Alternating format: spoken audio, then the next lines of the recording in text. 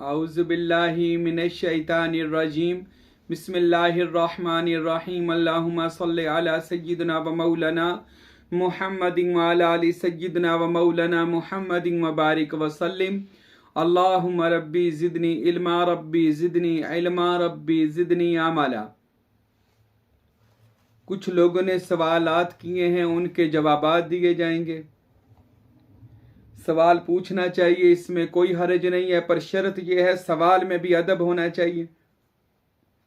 तरीका तो कुल्लेहा अदब, सूफिया का कौल है तरीकत सारा अदब का नाम है। आप अदब में रहकर सवाल करेंगे तो एक तो ख़ानदान की पहचान हो जाएगी और दूसरा पता लगेगा आपके अंदर ईमान और मुसलमानियत का कितना रंग चढ़ा हुआ है। अदब और एहतराम का दायरा कभी नहीं छोड़ना चाहिए। जो बंदा बेअदब होता है, याद रखे, इस्लाम से खारिज हो जाता है, क्योंकि इस्लाम बंदे को अदब और एहतराम सिखाता है। इस्लाम का दायरे में अदब और एहतराम के सिवा कुछ भी नहीं है। सबसे बड़ी बात इस्लाम में अदब और एहतराम सबसे बड़ी चीज़ है, तो इसको सबसे पहले अपनाना चाहिए और इसके अंदर रहकर सवाल करें तो इंशाल्लाह उसके जवाब दिए जाएंगे। सवाल किया गया, क्या राह सलूक में शरीयत की पाबंदी ज़रूरी है? यानी कि जो बंदा फ़कीरी में चलता है, तसव्वुफ़ और रूहानियत में चलता है, तो उसमें शरीयत की पाबंदी ज़रूरी है, शरीयत में रहना ज़रूरी है। तो याद रखें मेरे भाई मेरे दोस्त, शरीयत इब्तदा है और जो इब्तदा में नहीं गया वो इंतहा में कैसे जा सकता है। इब्तदा ज़रूरी है। और मेरे दादा मुर्शद हज़रत फ़कीर नूर मोहम्मद सरवरी कादरी कुलाचवी रहमतुल्लाह अलैह, आप हज़रत अपनी किताब इरफान में और नूरुल हुदा की जो शरह लिखी है हकनुमा, जो सुल्तान बहू की किताब है, उसका तर्जुमा लिखा है फ़कीर नूर मोहम्मद सरवरी कादरी ने, हकनुमा। तो उसकी शरह में भी आपने लिखा और दीगर किताबों में भी ये आप हज़रत ने लिखा कि शरीयत की मिसाल ऐसे है जैसे दूध, और तरीक़त ऐसे है जैसे मक्खन, और हकीकत ऐसे है जैसे मक्खन के बाद उसमें देसी घी निकलता है, और उससे जो भी अल्लाह ताला ने ये एक तरह का सिस्टम बनाया है कि उससे निकलता है, ये कि दूध के ज़रिए से, दूध से कैसी कैसी चीज़ें, नेमतें अल्लाह ताला निकालता है। तो आप हज़रत ने फरमाया सबसे पहले ज़रूरी है दूध यानी शरीयत। जब दूध ही नहीं है तो मक्खन और लस्सी या वो देसी घी कहाँ से आएगा, यानी वो मार्फत कहाँ से आएगी कि जिसके पास शरीयत ही ना हो। तो शरीयत में रहना भी ज़रूरी है। और शरीयत क्या कहती है कि रसूल खुदा की हुक्मों पर चले, यानी नमाज पढ़ें और नमाज की हकीकत को भी समझे। ये भी याद रखें, सिर्फ जारी शरीयत ना रखें जो जारी शरीयत हो। शरीयत भी वो होनी चाहिए जिसमें तरीकत झलक रही हो, जिसमें हकीकत का नूर नजर आता हो, जिसमें मार्फत के भेद छुपे हों, ठीक है। और वो शरीयत जिसको अपना कर आप खुदा की माशियत में गुम हो जाएं, ठीक है। तो शरीयत में भी रहना है मगर किसी के खिलाफ बात नहीं करनी। ये इसने पगड़ी कैसी बांधी है, ये फलां पीर साहब ये हरकत कर रहे हैं, ये कर रहे हैं, ये शरीयत हमें ये काम नहीं देती। इससे भी बचना है कि लोगों से नुक्स और ऐब नहीं निकालने। रहना शरीयत में है, नमाज कुरान पढ़ना, लेकिन इसकी रूह को भी हासिल करना है। नमाज पढ़नी है, नमाज की रूह, तर्जमे को पढ़ें, नमाज के तर्जमे को, नमाज के लफ्ज़ों पर गौर करें और नमाज इसम अल्लाह ज़ात के तसव्वुर के साथ पढ़ें। तो इसमें शरीयत बिल्कुल ज़रूरी है, पर शर्त यह है कि शरीयत में रहकर किसी पर एतराज़ और तनकीद नहीं कर सकते, अपने आप को ठीक करें। अगर मुर्शद वफात पा जाए, पर्दा कर जाए, तो क्या मुरीद किसी और का मुरीद हो सकता है, यानी उसका मुरीद किसी और का मुरीद हो सकता है? अगर तो उसके मुर्शद ने उसकी ज़िंदगी में रहनुमाई की है और उसकी तलब को पूरा किया है कामल मुर्शद ने, फिर तो आप उसकी बैत में ही रहें, अगर वो चाहे दुनिया से पर्दा भी कर जाए। और अगर आपकी रहबरी मुकम्मल नहीं हुई, मिसाल के आपकी रहनुमाई पूरी नहीं हुई, मुर्शद उससे पहले विसाल कर गया और आपको किसी मंजिल मकसूद पर नहीं छोड़ कर गया, तो आप किसी और कादरी दरवेश के तालब हो सकते हैं। तालब भी मुरीद को ही कहा जाता है, लेकिन वो मुर्शद तो उसका वही रहता है जिसका वो मुरीद है। तालब कहते हैं कि इस दर से उसको फैज़ मिल जाए, तो फैज़ लेने में कोई हर्ज नहीं है, बंदा किसी से भी फैज़ लेकर अपनी तलब को पूरा कर सकता है। लेकिन कादरी सरवरी दरवेश हो तो क्या बात है, ये हज़रत सुल्तान बाहू ने फरमाया है। اگر مرشد وفات پا جائے تو آپ کسی بھی کامل مرشد کے طالب ہو سکتے ہیں، اور اگر آپ کے مرشد نے رہنمائی نہیں کی ساری زندگی آپ کی، آپ پھر اس کی بیعت کو بھی توڑ سکتے ہیں اور کسی کامل مرشد کے بیعت ہو سکتے ہیں، یہ بھی یاد رکھیں۔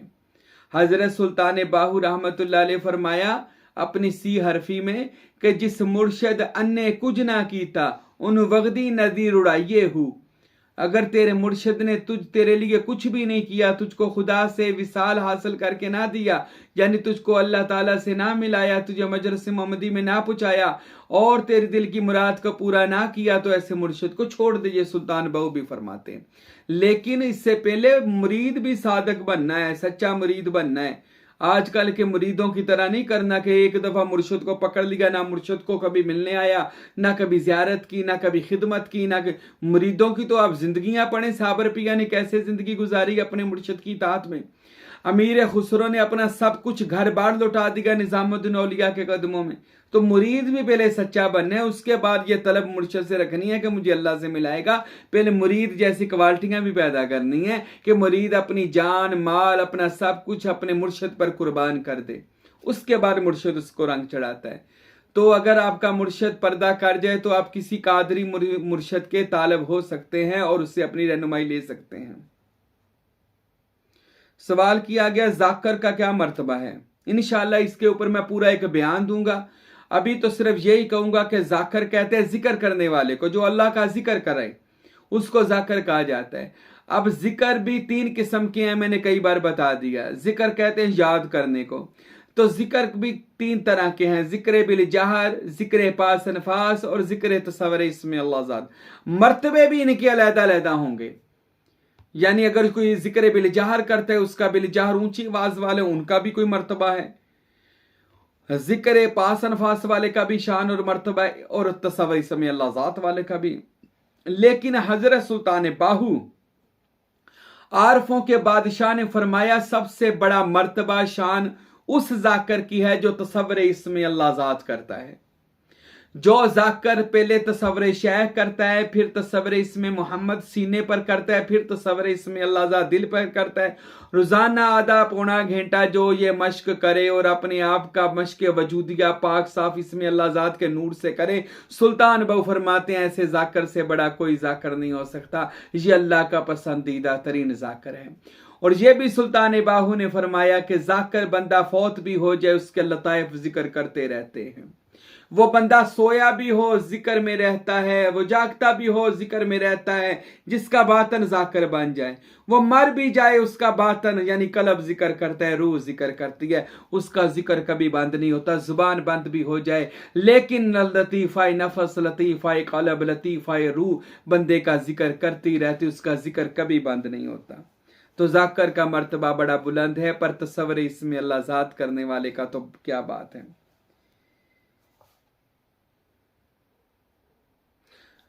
مرید کو کیسے پتا چلے گا، طالب کو کیسے پتا چلے گا کہ اس کے پاس کتنا فیض ہے؟